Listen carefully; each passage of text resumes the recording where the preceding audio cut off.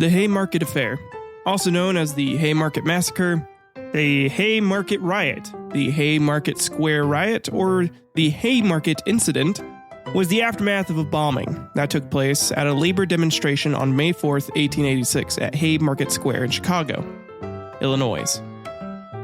The rally began peacefully in support of workers striking for an 8-hour workday, the day after the events at the McCormick Harvesting Machine Company, during which one person was killed and many workers were injured. Today on Historical Quarrels, we go over this riot, the arrests and prosecutions that were made after it, and dive deep into some potential conspiracy theories that have popped up over time concerning this. So get your pickets and homemade bombs ready for today's explosive historical quarrel.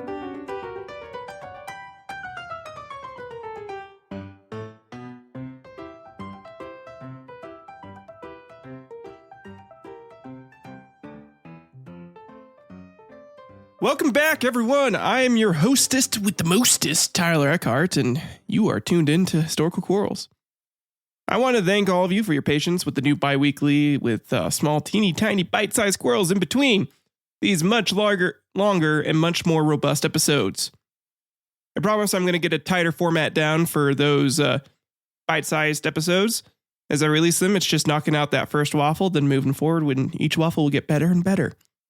I promise you. At least they should. And if you ever made waffles before, you know that first one comes out a little fucked up. A little too fucked up. Today, we're going to be going over the Haymarket Affair, which has been fascinating to research and learn more about. This event would come as a result of the Great Upheaval, which we'll go over first to give some background and context to the events that take place in May of 1886. After that, we'll go over the riots. Then we will dive deep into the 8 men who were arrested. We will try to determine, number 1, why they were arrested, if they were actually there when the riot took place, and who would have wanted them dead, as many of the 8 men arrested would end up dead one way or another, either by the hangman's galley or by suicide. So, just go ahead and sit back and get ready as we dive into today's historical quarrel. You are listening to Historical Quarrels. So taking a look back at what caused the violent outburst in Chicago of 1886, we need to understand what the Great Upheaval was and why it came about. The Great Railroad Strike of 1877, sometimes referred to as the Great Upheaval, began on July 14th in Martinsburg, West Virginia, after the Baltimore and Ohio Railroad, or B&O for you Monopoly players out there, cut wages for the 3rd time in a year. You know, like 3 times within a year. Usually, when you're working for a company, you expect them to raise your wages. And now back in the day, they just cut that shit all the time. They keep dropping it until you were flat fucking broke because their profit margins needed to go up, okay? The Great Railroad Strike of 1877 was the first strike that spread across multiple states in the U.S. The strike finally ended 52 days later after it was put down by unofficial militias, the National Guard, and federal troops. Because of economic problems and pressure on wages by the railroads, workers in numerous other states from New York, Pennsylvania, and Maryland into Illinois and Missouri also went out on strike. An estimated 100 people were killed in the unrest across the country. In Martinsburg, Pittsburgh, Philadelphia, and other cities, workers burned down and destroyed both physical facilities and the rolling stock of the railroads, engines, and railroad cars. Some locals feared that workers were rising in revolution, similar to the Paris Commune of 1871, while others joined their efforts against the railroads. They're really afraid of the rich were really afraid of getting eaten. You know, that's what the French did. The U.S. the rich were afraid that they were going to end up like the rich French people that got eaten. And it's just not a good time for people back then. Well, it was a good time because they're uber wealthy. And their wealth has persisted to this day, where they control most of America still. At the time, the workers were not represented by trade unions. The city and state governments were aided by unofficial militias. The National Guard, federal troops, and private militias organized by the railroads who all fought against the workers.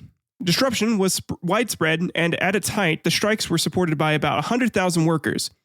With the intervention of federal troops in several locations, most of the strikes were suppressed by early August of 1877. That's right, they had to call in the fucking army to deal with this. Labor continued to work to organize into unions to work for better wages and conditions. Fearing future social disruption, many cities built armories to support local National Guard units. These defensive buildings still stand as a symbol of the effort to suppress the labor unrest of this period, which is insane to think about. They're like, listen, if our workers aren't going to be working for us, we're going to make sure the National Guard is armed to the teeth, I tell you. We're going to make sure that they have all the finest weaponry so we can kill the lot of them. And then after we kill them, we'll go make their children work for us. God damn it. We'll sue them for each bullet we have to fire.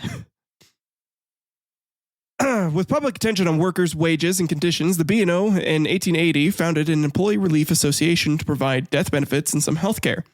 In 1884, it established a worker pension plan. Other improvements were implemented later. When the Civil War ended, a boom in railroad construction ensued, with roughly 35,000 miles of new track being laid from coast to coast between 1866 and 1873. The railroads, then the second largest employer outside of agriculture, required large amounts of capital investment, and thus entailed massive financial risk. Speculators fed large amounts of money into the industry, causing abnormal growth and overexpansion. J. Cook's firm, like many other banking firms, invested a disproportionate share of depositors' funds in the railroads, thus laying the track for the ensuing collapse. So essentially, all the rich people who were getting into this decided, hey, let's just dump a bunch of money into it because we know we're going to get our investment back. This is hot. This is what's it right now, you know? And it's what would cause them to lose a bunch of money because it was just overexpansion and there wasn't enough return on investment. So they're losing too much of that money. And you know where they had to find that money and get that money back? Well, it was from the workers who laid all the track that they did the job that they were hired to do. And instead of paying them the correct amount, they're like, nah, we're going to just cut your wages. And so that way we keep our money. In the wake of the Panic of 1873, a bitter antagonism between workers and the leaders of industry developed. Immigration from Europe was underway, as was migration of rural workers into the cities, increasing competition for jobs and enabling companies to drive down wages and easily lay off workers. If that sounds familiar to you, that's because it's similar to some of the shit that happened with, American companies off-leasing their IT departments to other countries. It just makes it harder to enter into the job market. Just saying. By 1877, 10% wage cuts, distrust of capitalists, and poor working conditions led to workers conducting numerous railroad strikes that prevented the trains from moving, with spiraling effects into other parts of the economy. Suppressed by violence, workers continued to organize to try to improve their conditions. Management worked to break up such movements, and mainstream society feared labor organizing as signs of revolutionary socialism. Because socialism is so bad for people. Yeah, socialism, and I'm not talking about communism here, but socialism where people are paid fair for their work and, we don't just up the costs of things arbitrarily and we provide humanity with the things that it needs, like healthcare and, basic, just cheap food if possible, just livable things, and just make sure that people have a chance to live. It's so bad. It's awful. It's evil. Only the rich people should be allowed to have that. It shouldn't be, peasants shouldn't be able to get any of that. Fuck them. Fuck those peasants. Many of the new immigrant workers were Catholics, and the church had forbidden, participation in secret societies since 1743, partially as a reaction against the anti-Catholicism of Freemasonry. It's goddamn Freemasons. They always gotta make shit hard for everybody else. They gotta convince the guy to start a religion and just take the signs and the symbols and put it into a thing. And those things become super important apparently in the afterlife. Just fucking Freemasons. But by the late 19th century, the Knights of Labor, or KOL, a national and predominantly European and Catholic organization, had 700,000 members, seeking to represent all workers. In 1888, Archbishop James Cardinal Gibbons of Baltimore sympathized with the workers and collaborated with other bishops to lift the prohibition against workers joining the KOL. Other workers also took actions, and unrest marked the following decades. In 1886, Samuel Gompers, great name, Gompers, founded the American Federation of Labor for the Skilled Craft Trades, attracting skilled workers from other groups. Other labor organizing followed as well. In total, there were likely over 100,000 people that were involved in the Great Railroad Strike of 1877. Of those involved, nearly 1,000 people were jailed and about 100 were killed. So, 10% were jailed and 10% of the people that were jailed were killed. Or, you can also look at it as like 1% of the 100,000 people were killed, which for a movement, it's pretty good numbers. It's only 1%. That's crazy. It wasn't higher. The strike cost over 50% of the United States freight being carried on the railroads to stop for some time. In the end, the strikers did not win and were not given higher wages. They fucking lost. However, the strike did pave way for future strikes after proving that national labor action was possible in the United States. This strike led to the rise of certain political parties, including the Working Men's Party of the United States, the Greenback Labor Party, and the Populist Party. The strike ultimately led to increased membership in the Knights of Labor as well. Labor rights became a major national issue for both Republican and Democratic parties due to the strike. The Bureau of Labor was also formed by Congress in 1884 after the National Call for Labor Rights and the aftermath of the Great Railroad Strike of 1877. So this caused a lot of good things to happen. A lot less people getting fucked up and, government stepping in and making sure that capitalism didn't get a little too fucking crazy. Screw over most of America. Most of its voters, to be honest, not just the rich ones. There was also the San Francisco riot of 1877. The momentum from the East Coast strikes and the long-brewing anti-Chinese sentiment led to 3 days of deadly violence. Sorry, I shouldn't laugh at the long-brewing anti-Chinese. It's really fucked up, but that's what happened.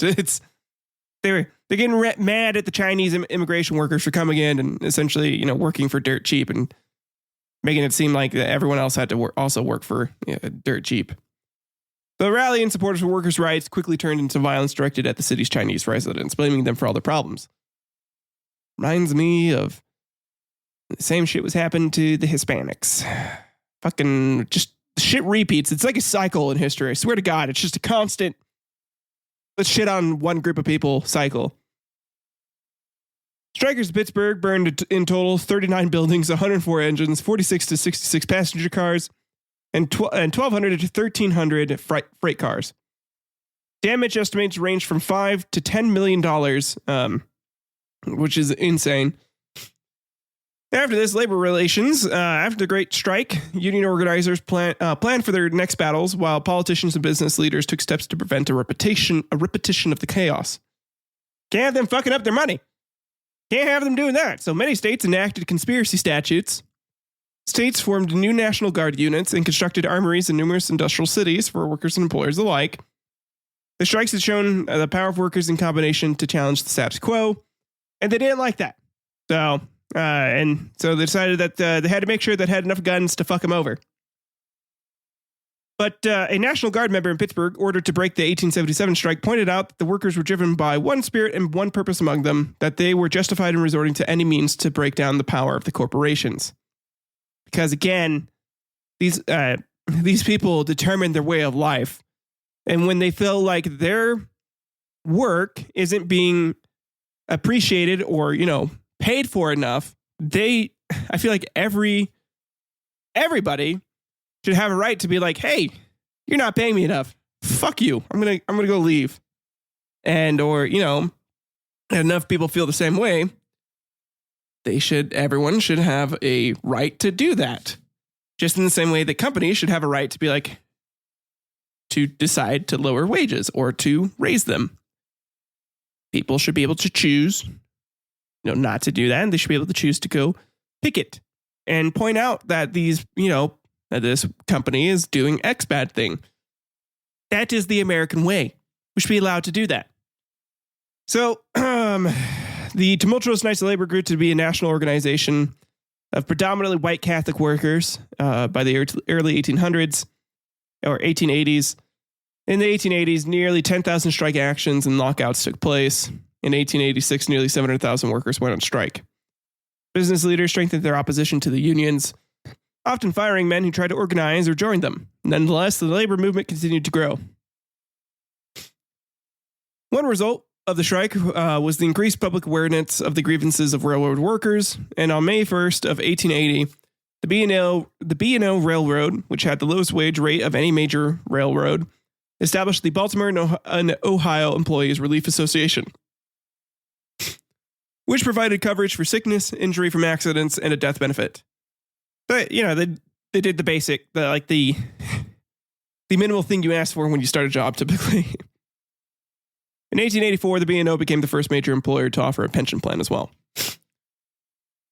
So there you go. That's kind of like the background to this whole shindig as to what happened. I don't know what the deal is with May and May 1st being an important date, but May seems to cause a lot of people to go fucking crazy in this timeline here. So let's go ahead and briefly talk about who the president of the company that was being picketed during this Haymarket Affair riot, who he was and what all he did. And then we'll get into the timeline, and then we'll go into the riot, the arrests, the bombing, all of it. We're going to get into all of it here in just a second.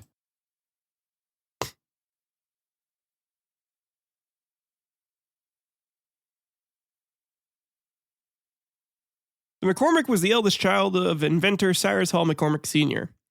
Cyrus Hall McCormick Jr. is the guy who is the president. And philanthropist Nancy Fowler. He was born in Washington, D.C. on May 16th of 1859.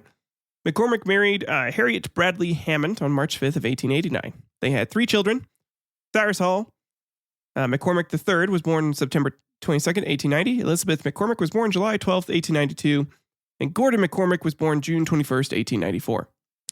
He was president of the McCormick Harvesting Machine Company from 1884 to 1902. In 1885, striking workers forced McCormick to restore a 15% wage cut. From then on, McCormick was set on breaking the union. He replaced iron molders, skilled workers who had led the 1885 walkout with new machinery. In February of 1886, he locked out workers, replacing them with non-union labor, or scabs, under the protection of 300 armed Pinkertons. Oh, the good old Pinkertons, those assholes. Basically a private militia that companies could employ to go fuck over workers. On May 3rd of 1886, a clash occurred between striking workers and scabs. The police fired into the crowd of unarmed workers, wounding many and killing 2. It was in response to this incident that the Haymarket meeting on May 4th of 1886 was called. So we have this asshole to think for everything. So as I'm going over today's story in the timeline, I just want you to think it was Cyrus Hall McCormick Jr.'s fault. Just remember whose fault it was. Okay. May 1st of 1866. On Saturday, May 1st, thousands of workers who went on strike and attended rallies that were held throughout the United States sang from the anthem 8 Hour. The chorus of the song reflected the ideology of the Great Upheaval. 8 hours for work, 8 hours for rest, 8 hours for what we will. Estimates of the number of striking workers across the U.S. range from 300,000 to 500,000. In New York City, the number of demonstrators was estimated at 10,000, and in Detroit, 11,000. In Milwaukee, some 10,000 workers turned out. In Chicago, the movement's center, an estimated 30,000 to 40,000 workers had gone on strike, and there were perhaps twice as many people out on the streets participating in various demonstrations and marches. As, for example, they marched by 10,000 men employed in the Chicago lumber yards, though participants in these events added up to 80,000. It is disputed whether there was a march of that number down Michigan Avenue led by anarchist Albert Parsons, founder of the International Working People's Association, the IWPA, which is still a thing today. His wife and fellow organizer Lucy and their children. And then, we had like the fights and shit that happened. But on May 3rd, the McCormick Reaper Works factory strike, unarmed strikers and police clash. So speaking to a rally outside at the West Side Chicago McCormick Reaper plant on May 3rd, August Spies advised the striking workers to hold together, to stand by their union, or they would not succeed. Well planned and coordinated, the general strike to this point had remained largely nonviolent. When the end of the workday bell sounded, however, a group of workers surged to the gates to confront strike breakers. Spies called for calm, but the police fired on the crowd. 2 McCormick workers were killed. Some newspaper accounts said that there were 6 fatalities. Spies later testified, "I was very indignant. I knew from experience of the past that this butchering of people was done for the express purpose of defeating the 8-hour movement." So this guy is saying this is not the first time this shit has happened. They've killed people before, and it's done to like get people to shut the fuck up about their complaints. They're like, "Hey, shut up. You don't have to work here. We'll kill you if you keep causing issues for us." So outraged by this act of police violence, local anarchists quickly printed and distributed flyers calling for a rally the following day at Haymarket Square, also called the Haymarket, which was then a bustling commercial center near the corner of Randolph Street and Des Plaines Street. Printed in German and English, the flyers stated that the police had murdered the strikers on behalf of business interests and urged workers to seek justice. Which definitely didn't piss off the current police commissioner or, any of the lawmen at all. And they had absolutely no reason to arrest and kill people who were talking shit on them. The first batch of flyers contains the words, "Working men, arm yourselves and appear in full force." When Spies saw the line, he said he would not speak at the rally unless the words were removed from the flyer. All but a few hundred of the flyers were destroyed, and new flyers were printed without the offending words. More than 20,000 copies were distributed. So August Spies was pretty adamant about it being nonviolent and not wanting to stir up trouble. He was like, "No, we're not going to try and kill people. We're not going to show up and fight back. Our goal is to show up and do this properly. We're gonna peacefully yell at people, tell them to fuck off, but we're not gonna try and kill them, because there's no point in doing that. That's not how you get your way." Because he was a grown up. He was a man who used his man brain to be like, "Oh, hey, yeah, no, maybe war is not going to be the best end result for everyone." And yet, August Spies is going to be one of the people that gets arrested. So, sucks to suck, buddy. And then we get to May 4th, and this is where shit goes down. So first I'm going to go ahead and just read the general account, and then we'll go over some accounts the police gave and some that the people who get arrested gave. So the rally began peacefully under a light rain on the evening of May 4th. August Spies, Albert Parsons, and the Reverend Samuel Fielden spoke to a crowd estimated variously at between 600 and 3,000. While standing in an open wagon adjacent to the square on Des Plaines Street, a large number of on-duty police officers watched from nearby. Paul Average, an historian specializing in the study of anarchism, quotes Spies as saying, "There seems to prevail the opinion in some quarters that this meeting has been called for the purpose of inaugurating a riot. Hence these warlike preparations on the part of so-called law and order. However, let me tell you at the beginning that this meeting has not been called for any such purpose. The object of this meeting is to explain the general situation of the 8-hour movement and to throw light upon various incidents in connection with it. Now, I know many of you that have gathered here today feel the same sting upon your backs as our brothers did yesterday, through the outlandish cruelty of the police prescribed as a treatment to the disorder we have wrought. I know that many of you laid witness as the police and the owners of this factory came down and beat each man with their giggle gavels, and then proceeded to probe the men with said giggle gavels until they begged for mercy, and yet they continued. And I know that must cause many of you to harbor ideas, dangerous ideas, outlandish ideas, Like learning how to make dynamite in less than 24 hours and then planting dynamite in covered areas where you know the police are going to be standing. But let me tell you this. That is not the answer. That is not how we will win this fight. We will win by proving our worth and demonstrating to these owners that their companies could not run without us. We are needed, and so we must stand united peacefully. Fuck. I do not want to imagine what it'd be like to get probed by a giggle gavel. So most of that speech was true, besides like the giggle gavel and them like ramming it up people's asses and the explosion going off as he's talking. That didn't happen. But following Spice's speech, the crowd was addressed by Parsons, the Alabama-born editor of the radical English language weekly, The Alarm.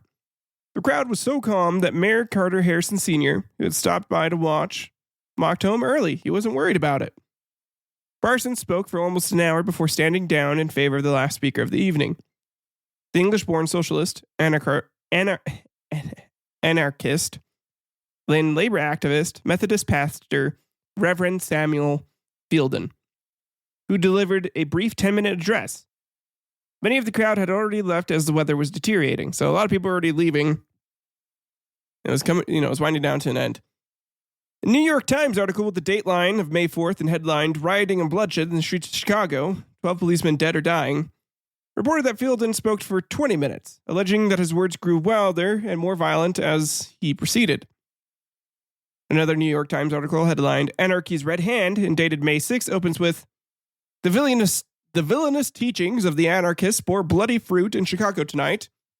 And before daylight, at least a dozen stalwart men will have laid down their lives as a tribute to the doctrine of Erd Johann Most.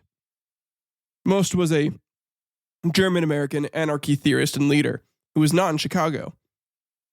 The article referred to the strikers as a mob and used quotation marks around the term working men to suggest that they weren't working men. They're lazy assholes who, didn't want to work. How dared they not want to work for pennies when they're supposed to be getting like quarters?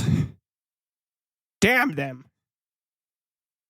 At about 10:30 p.m., just as Fielden was finishing his speech, police arrived en masse, marching in formation towards the speaker's wagons, and ordered the rally to disperse. Fielden insisted that the meeting was peaceful.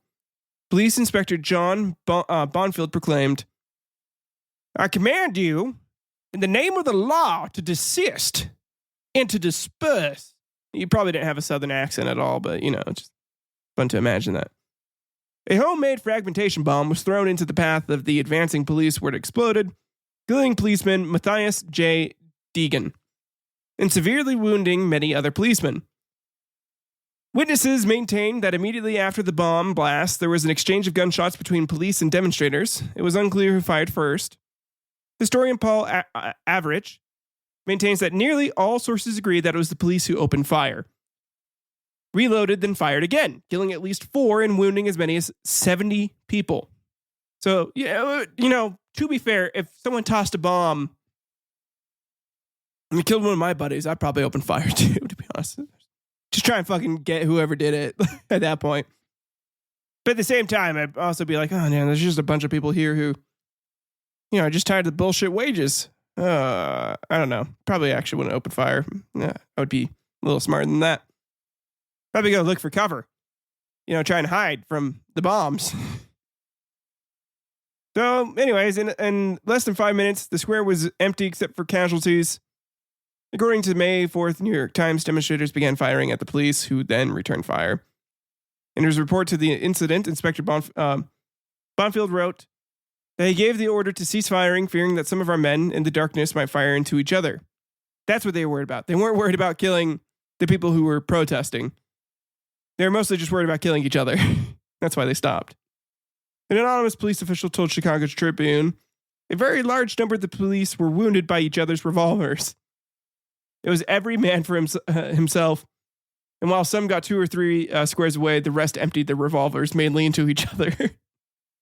Because they're fucking stupid. then they're just like, yeah, let's just fire guns. Bam, bam, bam, bam, bam.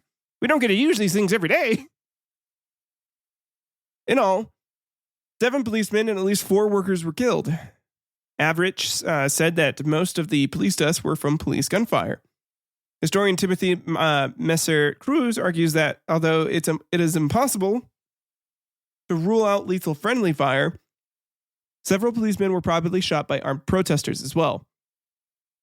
Another policeman died 2 years after the incident from complications related to injuries received that day. Police Captain Michael Shack later wrote that the number of wounded workers was largely in excess of that on the side of the police. The Chicago Herald described a scene of wild carnage and estimated that at least 50 dead or wounded civilians lay in the streets. It is unclear how many civilians were wounded, since many were afraid to seek medical attention, fearing arrest. Because, someone threw a bomb, and if you're a part of the crowd, you could have been arrested for association. They found aid where they could instead. Like John Wick, they just went to some random guy's house, and it was not random, but probably someone that they knew that could suture it and was like, stitch it up, and if we have to, I'll shoot you. So it makes it look like I forced you to help me. Yeah, but just for protesting shitty wages.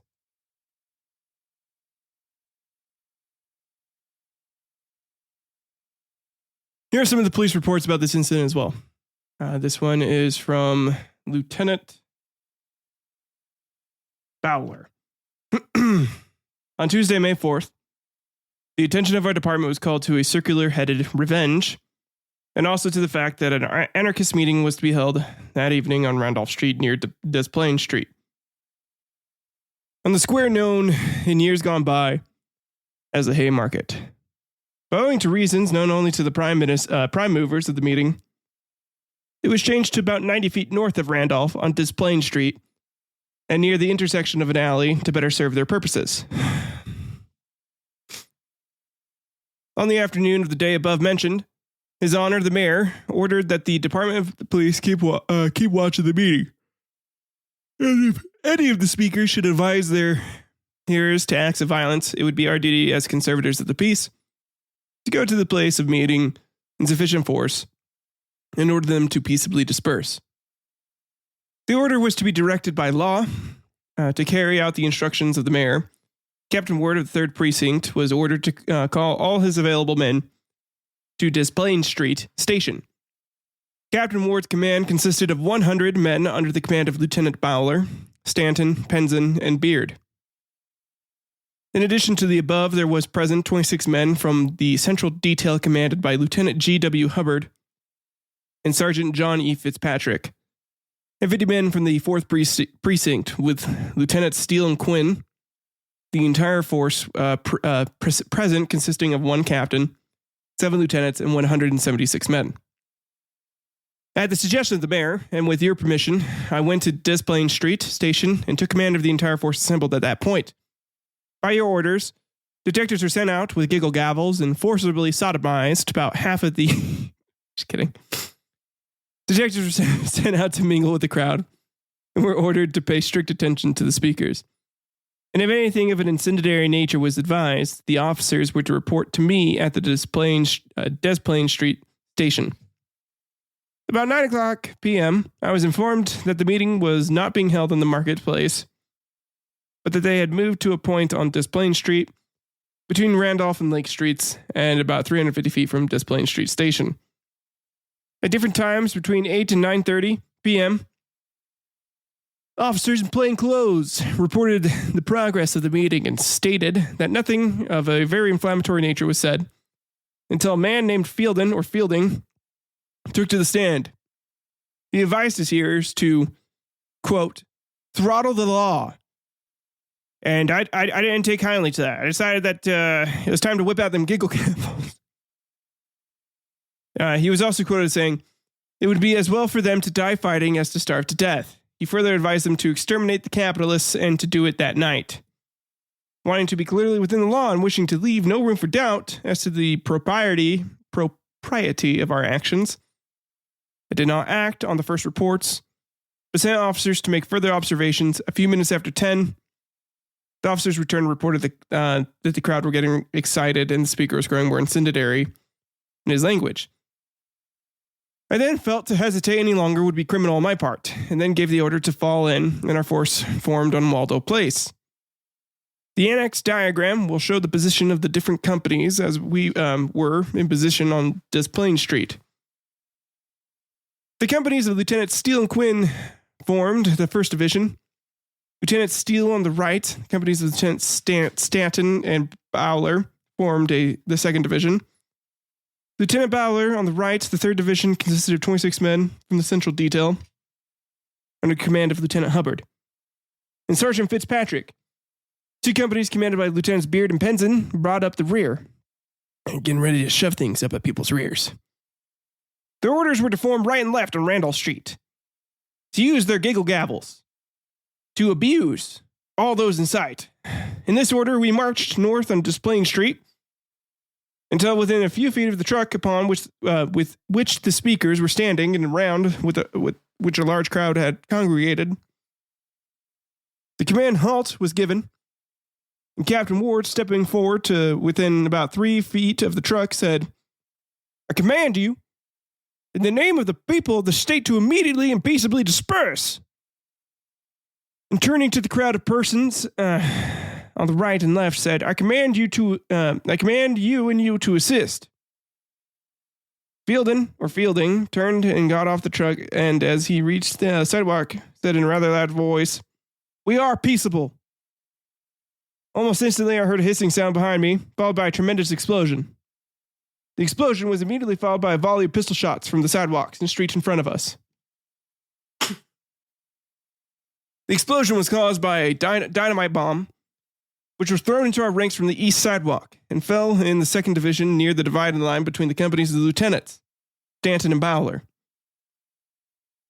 For an instant, the entire command of the above-named officers, with many of the 1st and 3rd Divisions, was thrown to the ground. Alas, many to never to rise again. The men recovered instantly and returned the fire of the mob.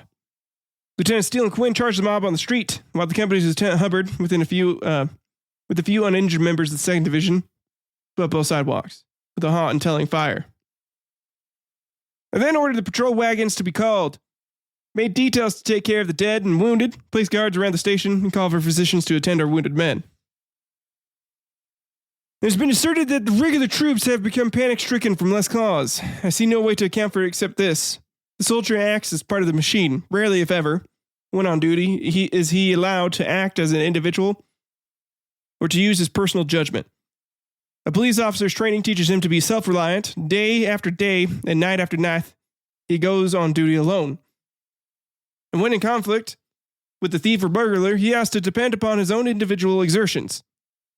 The soldier being part of a machine, it follows that when a part of it gives out, the rest is useless until the injury is repaired. The policeman, being a machine in himself, rarely, if ever, gives up until he is laid on the ground and unable to rise again. In conclusion, I beg leave to report that the conduct of the men and officers, with a few exceptions, was admirable. As a military man said to me the next day, worthy the heroes of 100 battles. Of one officer, I beg leave to make special mention. Immediately after the explosion, I looked behind me and saw the greater portion of the 2nd Division on the ground. I gave the order to the men to close up, and in an instant, Sergeant John E. Fitzpatrick was at my side and repeated the order. To show our appreciation of the sergeant's gallant conduct, I would respectfully recommend to his honor the mayor and yourself the promotion of the sergeant to a lieutenancy as soon as a vacancy occurs. I am satisfied that the department does not contain a braver or better officer. So, there's his report, which gets disputed later on by many other reports. Also, this is where we're going to be taking a pause today. I have come down with a cold and am not feeling well. And I want to be at my best to give you guys the best damn episode I can. So we're going to be finishing up the rest of this next week. And I'm going to recover from this cold because it is progressively gotten worse, if you can't tell. My nose is so stuffy. It is so bad. So that's it for today. I'll catch you guys next week on the next one. I know based off of like how long this is going to be, you guys can be like, oh, what, 45 minutes? Fuck, for like an 8-minute episode in between. Trust me, there's like 2 hours more worth of like notes and timeline and other shit going on, especially with the arrests and like the trial and everything. It's crazy. So get ready for that next week as we continue the Haymarket Affair. See you guys. Sorry again. Sorry, I'm just dealing with the sickness, so I'm just trying to recover. I can't keep recording right now. My it's too breathy, and I hope it hasn't disturbed most of you. That's all. Bye-bye.